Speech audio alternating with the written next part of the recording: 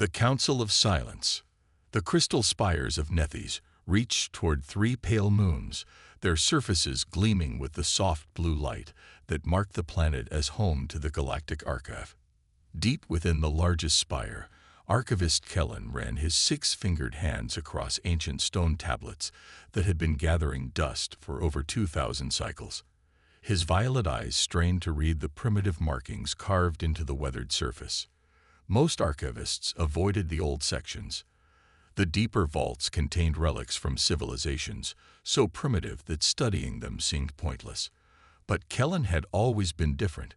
While his colleagues focused on advanced technologies and stellar mathematics, he found himself drawn to the whispers of forgotten worlds. The tablet in his hands was particularly intriguing. It had been recovered from the ruins of Kepler Station, a research outpost that had mysteriously gone silent 3 millennia ago. The station had been studying something called the Sol system before all communication ceased. What made the tablet special was its material. The stone was unlike anything in the known galaxy, composed of minerals that should not exist according to current scientific understanding. Kellen activated his translation matrix and began working through the Archic script. The language was crude, using simple symbols where modern civilizations employed complex quantum linguistics. But as the meaning became clear, his breathing quickened. "Beware the children of the blue world," the text began. "They walk upright on 2 legs and possess only 2 eyes, yet they see more than any being should. Their skin changes color with emotion, and their voices carry the weight of storms. They know not surrender, and death to them is merely another challenge to overcome." The archivist's tentacles twitched nervously as he continued reading.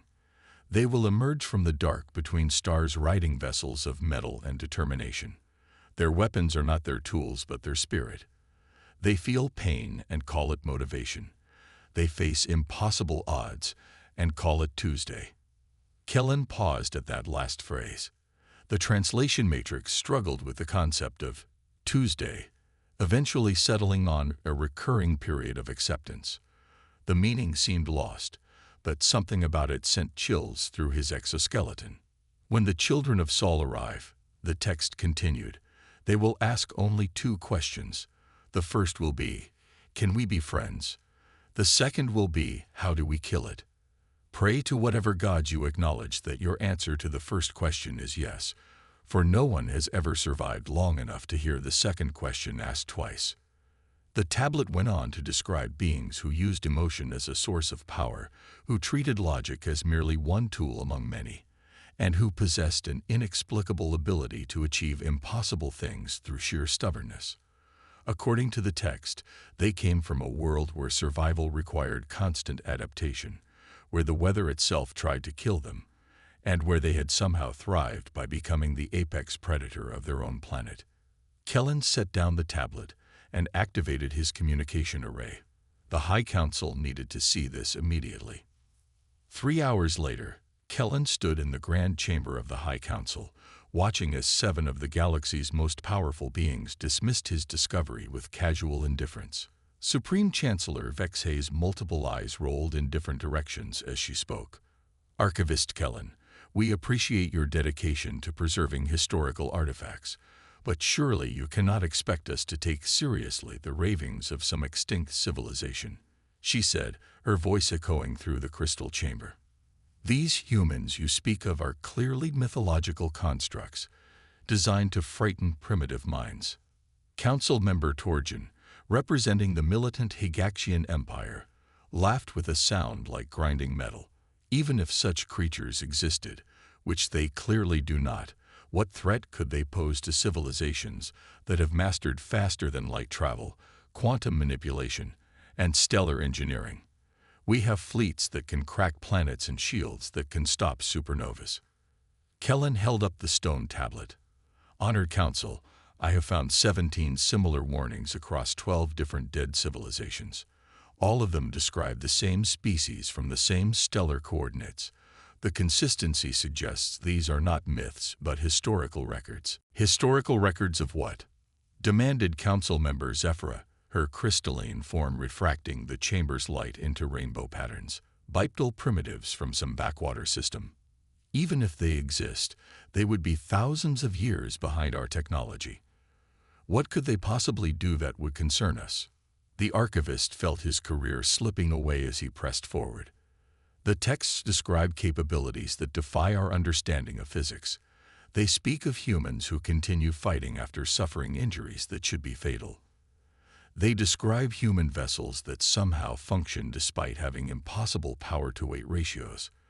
Most disturbing, they claim that human determination can somehow alter the fundamental laws of reality. The council erupted in laughter. Supreme Chancellor Vexhai raised her hand for silence. Archivist Kellen, your imagination is commendable, but we deal in facts, not fantasy. These tablets describe impossible beings performing impossible feats. Clearly, they are religious texts or children's stories, not historical documents. But what if they're not? Kellen asked desperately. What if the warnings are real? The coordinates in all the tablets point to the same system, the yellow star with a third planet that matches every description. If we sent a probe. Enough. Torgin's voice boomed through the chamber. We will not waste resources chasing ghost stories.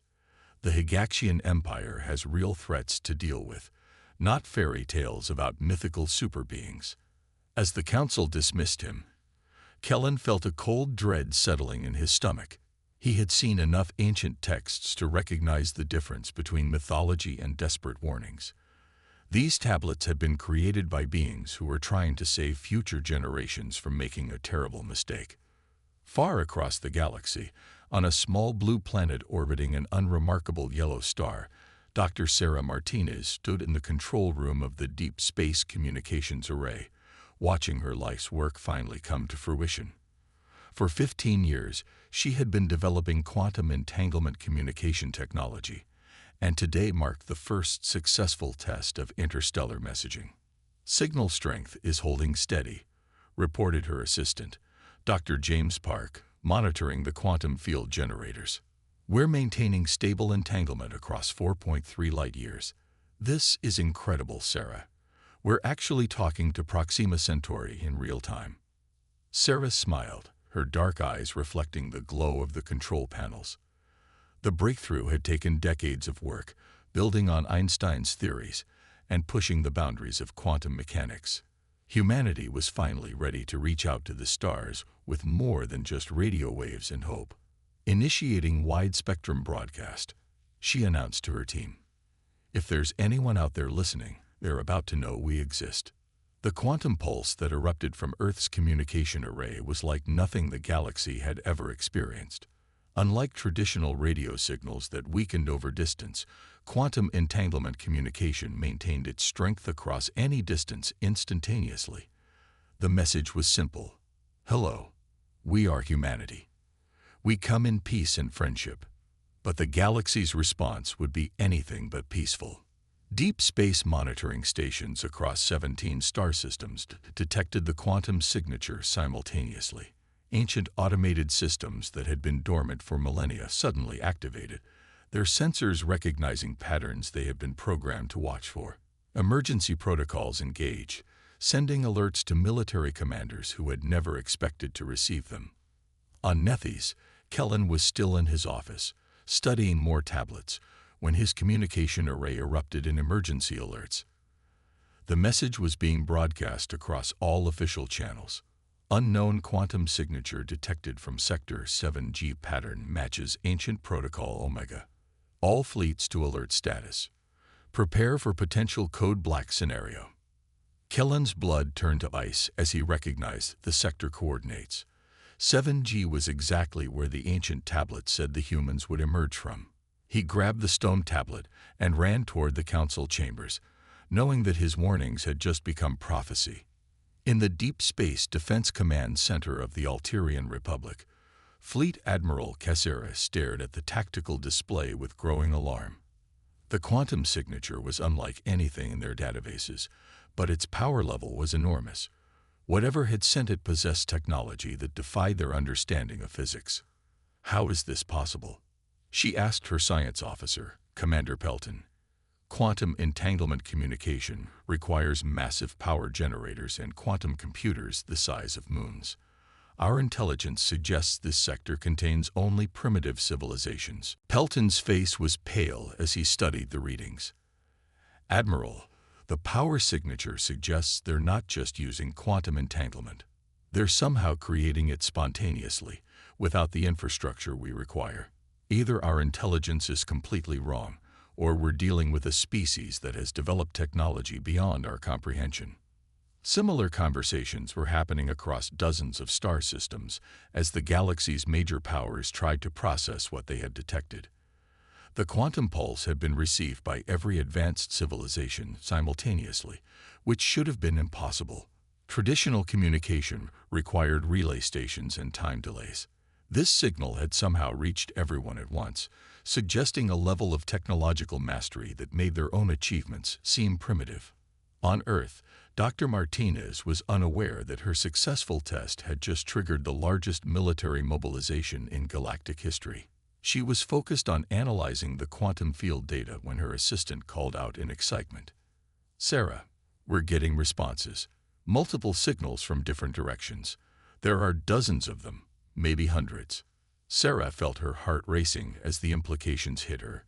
Humanity was not alone in the universe, and their first message had just announced their presence to an entire galaxy of civilizations. But as she began translating the incoming signals, her excitement turned to confusion, then to growing alarm. The messages were not welcoming. They were not friendly greetings from curious neighbors. They were military communications, fleet movements, strategic assessments, and threat evaluations. Humanity's peaceful introduction to galactic civilization was being interpreted as a declaration of war.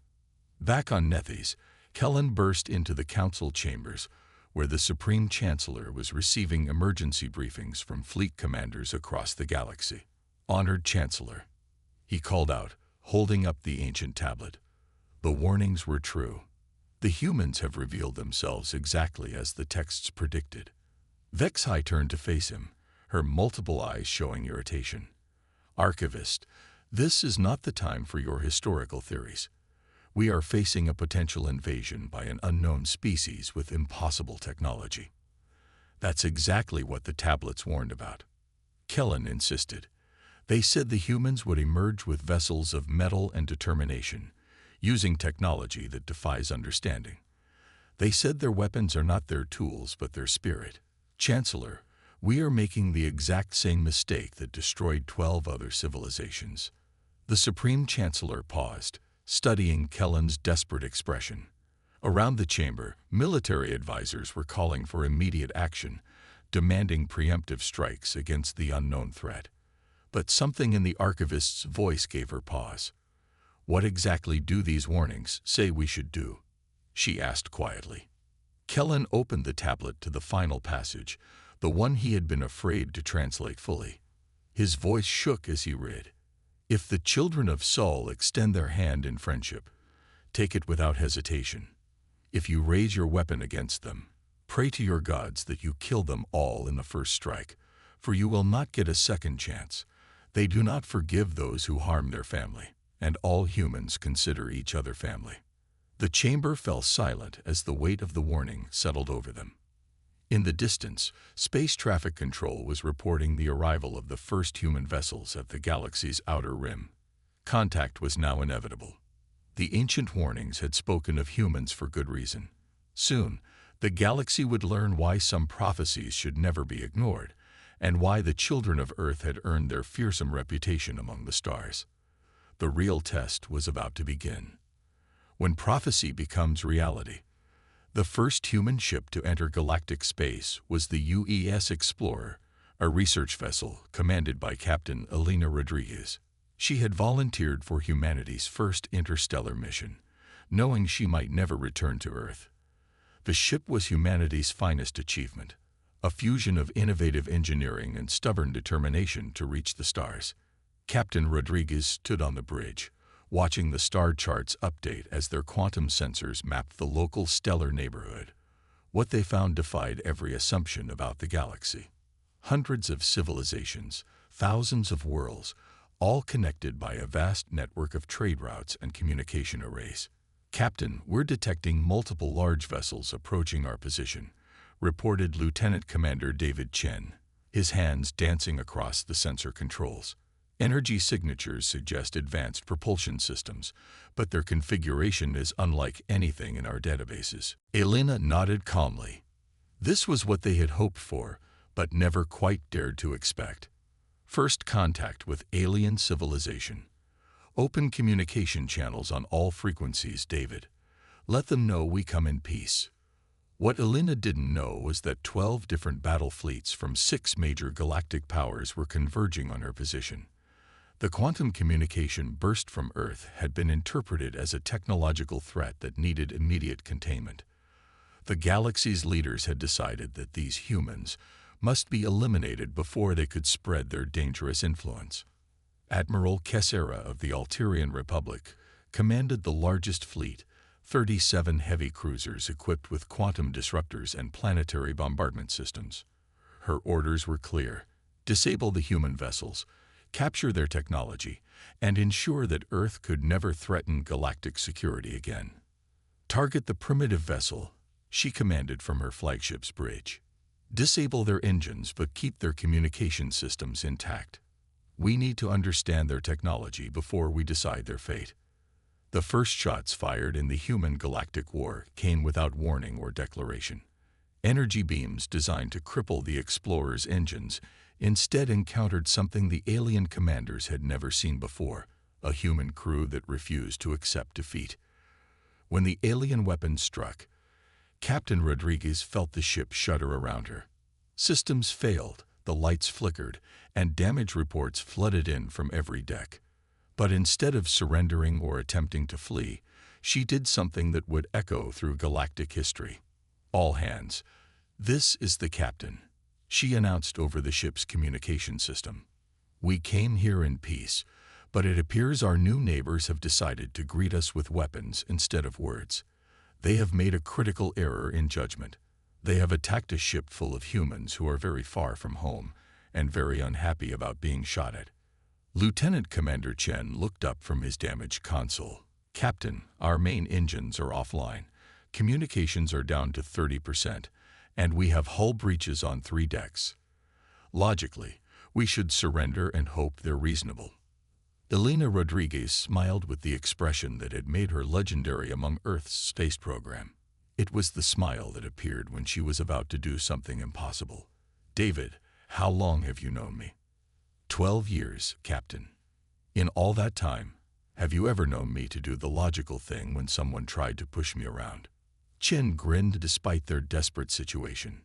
"Never, Captain." "Then plot a collision course with their largest vessel. If they want to dance, let's show them how humans dance." What happened next would be studied in military academies across the galaxy for centuries. The crippled human vessel, operating on auxiliary power and held together by determination and magnetic tape, somehow managed to accelerate to impossible speeds.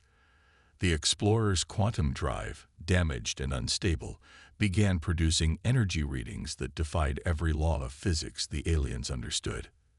Admiral Kessera watched in disbelief as the primitive human ship not only survived her fleet's opening barrage, but actually began gaining speed as it charged directly toward her flagship. "How is this possible?" she demanded of her science officer. "Their engines were destroyed."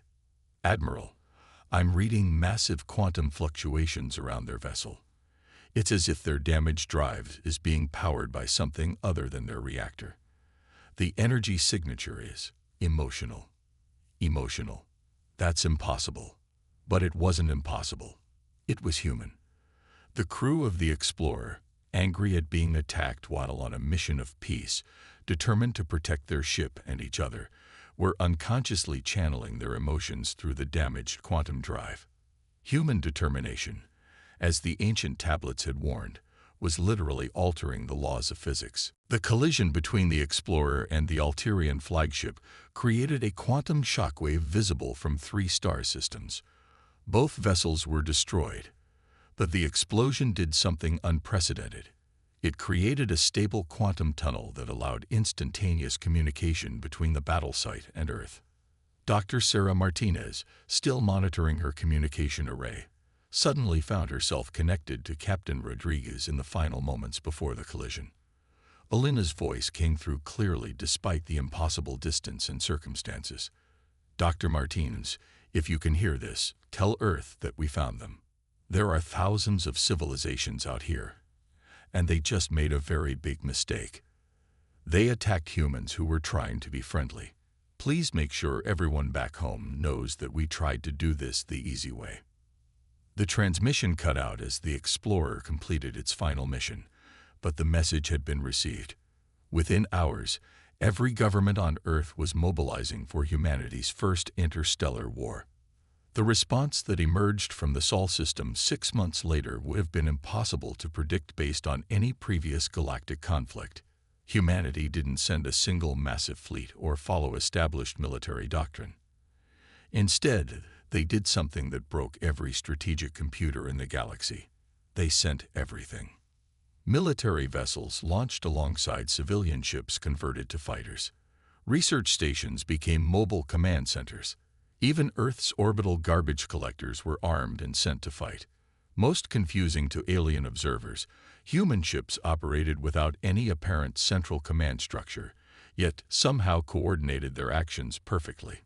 The second wave of human vessels reached the outer rim just as the Galactic Council was debating their response to the Explorer incident. Archivist Kellen had been arguing desperately for diplomacy, but his warnings were drowned out by calls for military action. "The humans have proven themselves aggressive," declared Council member Torjan.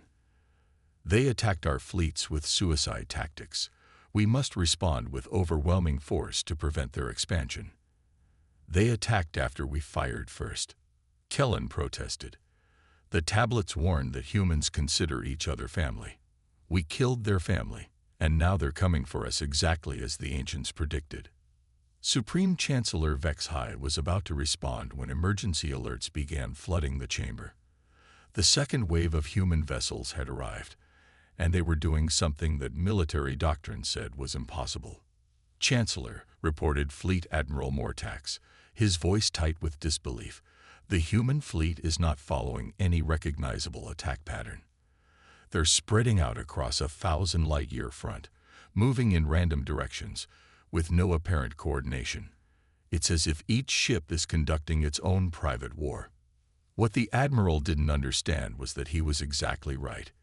Each human vessel was indeed conducting its own private war, but they all shared the same objective: make the aliens regret what they had done to the Explorer. The humans had collectively decided that anyone who shot first and asked questions later needed to be taught better manners. The Battle of the Outer Rim became the stuff of legends. Human ships appeared in places they had no business being, using tactics that violated every principle of space warfare. Cargo vessels armed with improvised weapons took on battle cruisers. Research ships used their sensors to coordinate attacks across impossible distances. Most disturbing to the alien commanders, the humans seemed to enjoy the fighting. Commander Sarah Kim of the converted mining ship Iron Will exemplified the human approach to warfare. When her vessel was surrounded by 6 Higaxian destroyers, her response was to ram the largest one while broadcasting on all frequencies. "This is for Captain Rodriguez. You trigger-happy jerks." The mining ship's industrial cutting lasers, never designed for combat, somehow managed to slice through military-grade armor. The Iron Will's ramming attack destroyed both vessels, but not before Commander Kim ejected her crew in escape pods programmed to continue the fight. Across dozens of battlefronts, similar scenes played out. Humans refused to follow the established rules of warfare. They used mining equipment as weapons, converted passenger liners into missile platforms, and somehow managed to turn their own desperation into a tactical advantage. The turning point came when Captain James Harrison of the research vessel Newton's Revenge made a discovery that changed everything. While analyzing the quantum signatures of alien weapons, he realized that the same emotional resonance that had powered the Explorer's final charge could be used defensively. All human vessels, This is Captain Harrison. He broadcast across the quantum communication network. I figured out how our emotions affect their technology. The madder we get, the less their weapons work. So let me suggest that everyone think really hard about what they did to Captain Rodriguez and her crew. The effect was immediate and devastating. As human anger reached critical mass across hundreds of battlefields, alien weapons began malfunctioning. Energy shields flickered and died. Targeting systems became erratic. Ships that had been invincible suddenly found themselves vulnerable to human weapons that should have been obsolete. On Nethys, Kellen watched the tactical displays with a mixture of awe and terror. The ancient warnings were proving accurate in every detail. The humans were not just winning through superior technology or numbers. They were winning because they refused to lose, and their refusal was somehow changing the fundamental nature of reality around them. "Chancellor," he said quietly as the reports continued to flood in, "we need to surrender. Now, before they decide that showing mercy is too much effort." Vexai looked at the tactical displays showing human ships appearing throughout galactic space, each one seemingly impossible to stop. "What makes you think they'll accept our surrender?" Kellen turned to the final tablet, the one he had been saving for last. "Because the warnings end with this. The children of Sol fight only until their enemies learn wisdom. They are fierce beyond measure in war, but gentle beyond understanding in peace. They will forgive much, but they never forget. Choose carefully which version of humanity you wish to meet." The Supreme Chancellor studied the ancient text, then looked at the tactical displays showing human ships systematically dismantling the galaxy's finest fleets. The decision was surprisingly easy. "Open a quantum channel to the human fleet," she ordered. "Tell them we surrender. Tell them we're sorry. And tell them we would very much like to try that peaceful first contact again." The response came from a human commander named Admiral Lisa Thompson, whose fleet had just finished liberating 3 alien worlds from their own military forces. "We accept your surrender, but we're going to have a long talk about galaxy-wide hospitality standards.